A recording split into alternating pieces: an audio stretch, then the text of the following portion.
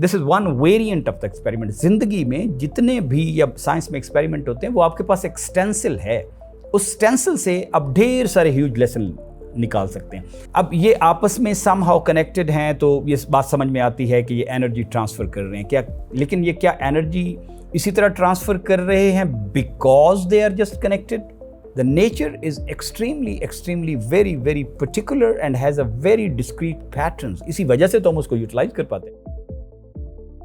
आज हम एक छोटा सा एक्सपेरिमेंट करेंगे, लेकिन एक्सपेरिमेंट में हम देखेंगे कि वो छोटी छोटी चीज़ों में कितनी डेप्थ होती है, और वो एक्सपेरिमेंट महज मटेरियल और एनर्जी के लेवल पे चीज़ों को नहीं डिस्प्ले करते, इससे बहुत डीपर लेवल के सोशल लेसन्स उसमें होते हैं।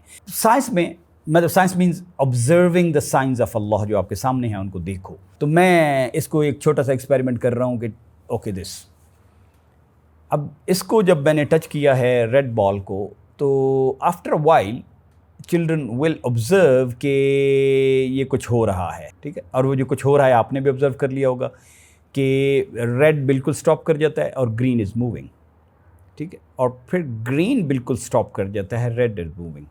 लेकिन इट्स नॉट हैपनिंग कि एट द सेम टाइम दोनों रैंडमली, जैसे इससे पहले एंटिसिपेट भी किया जा सकता है कि एंटिसिपेट करें मैं इसे होऊंगा तो क्या होगा। आमतौर पे लोग यही एंटिसिपेट करते हैं जिन्होंने ये एक्सपेरिमेंट किया नहीं या देखा नहीं, कि वो रैंडमली मूव करना शुरू कर देंगे क्योंकि दोनों बंधे हुए हैं तो etcetera.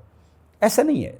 The nature is extremely very particular and has a very discrete patterns. इसी वजह से तो हम उसको यूटिलाइज कर पाते हैं। अगर चीज़ें ऐसे रैंडमली हों तो एक फैमिली, हर इंटरेक्शन में आप सीखते हैं। हम कह रहे थे, इस तरह कर रहे थे, तो वो अपने बच्चों को बता रहे, देखे इन्हें भी पता है कि ज़िंदगी में टर्न टेकिंग करनी होती है। मैंने एक काम किया है, अब ना ही इज़ वेटिंग मेरी अभी टर्न नहीं आई, एंड ही इज़ वेटिंग मेरी अब टर्न नहीं आई। और आपको पता है ना, जब बच्चे सवेरे बैठे होते हैं और सब ने स्लाइस या नाश्ता करना है, तो होता है नहीं मुझे पहले तो kind of create stress, we create stress in society, क्योंकि हमें सब्र नहीं है। अब एक्सपेरिमेंट यहाँ ख़त्म नहीं होता। This is one variant of the experiment. ज़िंदगी में जितने भी या साइंस में एक्सपेरिमेंट होते हैं वो आपके पास एक स्टेंसिल है, उस स्टेंसिल से आप ढेर सारे ह्यूज लेसन निकाल सकते हैं। अब ये आपस में सम हाउ कनेक्टेड हैं, तो ये बात समझ में आती है कि ये एनर्जी ट्रांसफ़र कर रहे हैं क्या, लेकिन ये क्या एनर्जी इसी तरह ट्रांसफ़र कर रहे हैं because they are just connected? Look, अब दे आर कनेक्टेड, लेकिन मैं इसको यहाँ से पकड़ लेता हूँ। अब इफ़ेक्ट इसका देखते हैं, ये इफ़ेक्ट नहीं हुआ, ठीक। अब और जो भी आपने लेसन निकाल दिए हैं, साइंस में तो एक लेसन निकल गया कि यार somehow it was not doing, the why part is deeper, वो बच्चे करेंगे, we don't want to disclose all. होता ये है कि वो बच्चे को उस नहज पे लाएं कि वो वाई इट्स नॉट, बिकॉज एक कनेक्शन तो इसका सारा है। अब हमें ये समझ आ गई है मोटी तो बात, कि ये जो एनर्जी ट्रांसफ़र है या जो एक सिस्टम दोनों का बना हुआ है, वो इसी वजह से बना है कि there was some give and take और अ फ्रीडम अवेलेबल। हमारे दोस्त थे, वो 2 साल अमेरिका की टॉप की यूनिवर्सिटी में पढ़ने गए, सिस्टम थिंकिंग पे पीएचडी करने गए, और सिस्टम थिंकिंग पीएचडी जब करके आए तो अपनी सारी बात को कंडेंस करना बड़ा औखा होता है ना। मतलब वो किसी ने कहा है ना कि अगर आपने मुझसे 8 घंटे की तकरीर करवानी है तो मैं तैयार हूँ, अगर आपने 10 मिनट की करवानी है तो फिर मुझे 5 घंटे लगेंगे, और अगर मुझसे 2 मिनट की तकरीर करवानी है तो फिर मुझे 1 हफ़्ता तो दें ताकि मैं उसका जूस निकाल सकूं। तो उनसे मैंने कहा कि सर आप ये मुझे बताएं कि ये सिस्टम थिंकिंग जो आपने सीखी है, ये can you describe it in very brief. उसने कहा in 1 line, it's about when it is time to lead, when it is time to be led. वो आप चीज़ क्रैंकशाफ्ट में देखें या वो आप चीज़ इसमें देखें, वो आपको नज़र आती है कि जब इसने ये काम करना था तो it was allowing it to pass on that energy and was on the receiving end, and now it has passed on the total energy, now this is on the giving end and this is on the receiving end. तो ये एक system thinking का lesson, and lesson never stop. अब हमारी ज़िंदगी में इस concept को अदरवाइज हमें पता है कि रेजोनेंस कहते हैं, कि चीज़ें ट्रांसफ़र होती हैं अगर उनमें वो फ्रीडम हो ट्रांसफ़र करने की, and they are somehow aligned and have the same frequency. मिसाल के तौर पे ये तो चूँकि पेंडुलम एक जैसे हैं तो इनकी फ्रीक्वेंसी एक जैसी होगी, क्योंकि इनका वज़न भी एक जैसा है, लेंथ भी एक जैसी है। बट इसके फिर ढेर वेरिएंट हैं कि व्हाट इफ़ आई समहाउ एक पेंडुलम को, ठीक है, मैं इसका वज़न तो उतना ही है, but can we change? Now we are creating different data. पहले जो हमने डेटा लिया था वो ये था कि ओके सेम पेंडुलम आइडेंटिकल, तो इसमें बच्चे और एक्सपेरिमेंट कर सकते हैं, इसकी लेंथ को कम करके देख लें, लंबा करके देख लें। लेकिन now I am doing the same experiment, और आहिस्ता आहिस्ता बच्चे में खुद ऑब्जर्व करने की और उसे आंसर ना बताएं। Revealing the answer too quickly is bad for science. ये फिर वो आंसर मिलाया आंसर तलाश करने की आदत पड़ जाती है। इसलिए मैं भी I am not telling lot of answer. अब देखिए उसने एनर्जी क्या पूरी ट्रांसफर की है? Does it happen that the red ball totally stops? Does it happen that the green ball totally stops? We can see, yes, it does happen, but not in the case of red ball. So what is the phenomena that's underlying happening?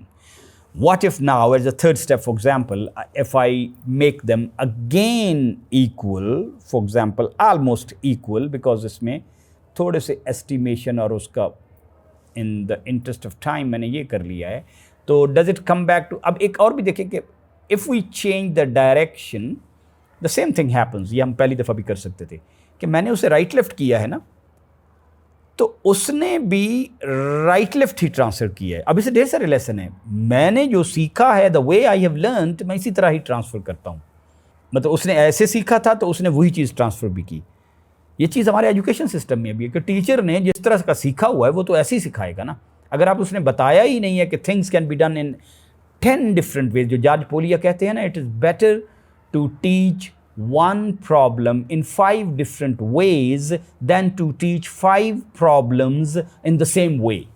मैं बजाय इसके 2 + 3 4 + 5 6 + 7 के 10 सवाल बना के दे दूँ, मैं एक प्रॉब्लम दूँ कि सादिया और मारिया बाज़ार गई थी और उन्होंने चॉकलेट ख़रीदी 10 रुपए की। बताएं सादिया के पास कितने हैं और मारिया के पास कितने हैं? Now it has unlimited answers, the same question.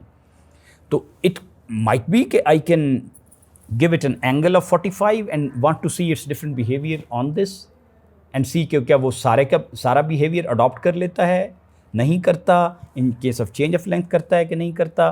अब ये ज़िंदगी में ये फिनोमिना, अब अगला सवाल ये होता है कि ये फ़न तो है, लेकिन क्या ये ऐसा कहीं और भी यूज़ हो रहा है?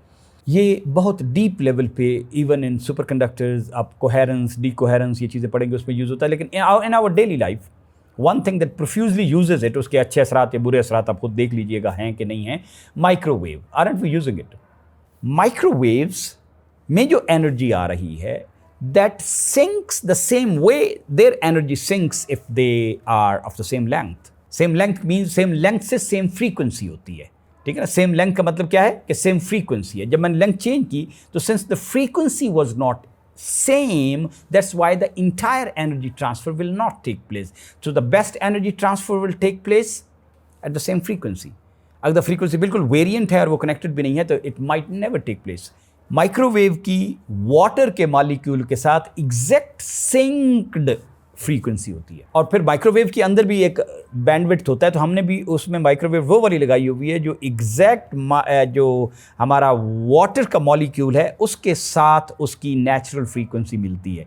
तो इसलिए मैं जो भी चीज़ अंदर रखता हूँ, चाहे मैंने फॉर एग्जांपल चावल रखे हैं और ड्राई चावल रखे हैं और मुझे लगते ड्राई हैं, लेकिन माइक्रोवेव में गए और मैंने उसको चलाया फॉर 10 सेकंड तो वो गर्म हुए, तो इसका मतलब है कि inside that thing which looks dry, whether it was almond और इट वाज व्हाटएवर, उसके अंदर वाटर मॉलिक्यूल थे जो जिन्होंने हिंज्ड होने की वजह से, ऑफ द सेम फ्रीक्वेंसी होने की वजह से वो एनर्जी ली, and that water molecule starts rotating at kind of few tens of thousand rotations per second, और वो एक दूसरे से फ्रिक्शन से वो एनर्जी क्रिएट होती है, जो हम कहते हैं जी वो चिकन गर्म हो गया या फलानी चीज़ गर्म हो गई है।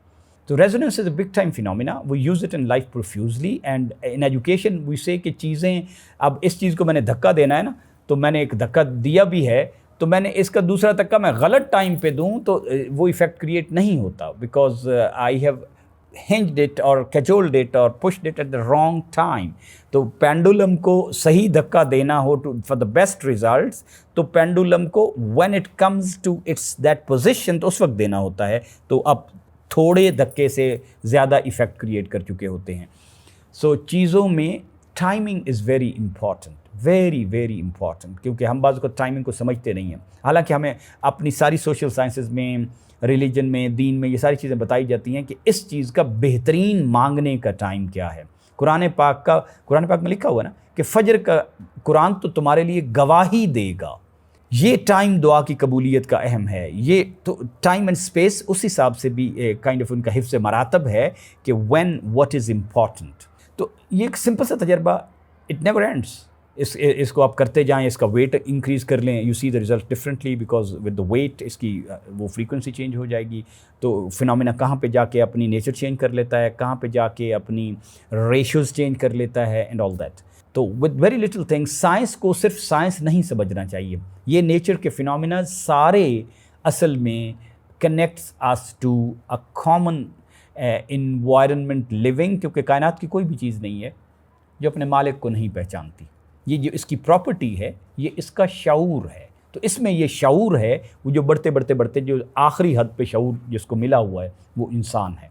तो हमारे अंदर का आलम जो है ना, उसके लिए क्या लेसन्स हैं for this, for society, that's what we should learn. Instead of saying, oh, pendulum does this, energy goes this, then I start seeing the world at only material level and become materialistic. This is what today's science is creating in a big way.